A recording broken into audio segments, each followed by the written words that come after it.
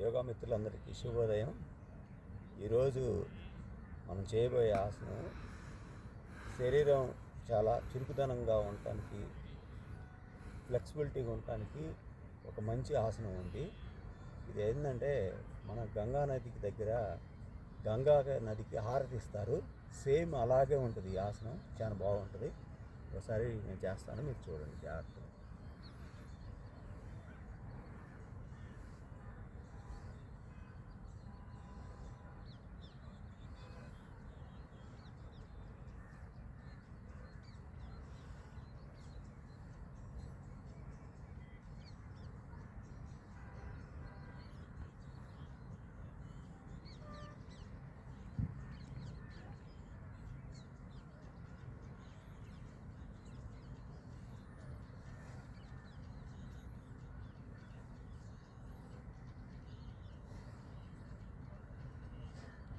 చేయటం వల్ల ఏమవుతుందంటే పొట్ట దగ్గర ఉన్న కండరాలు ఇవన్నిటి దగ్గర కూడా చాలా సున్నితంగా ఉంటుంది, స్మూత్గా అయిపోతుంది, ఫ్యాట్ అంతా కరిగిపోతుంది.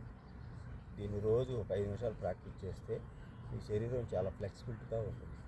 నమస్కారం.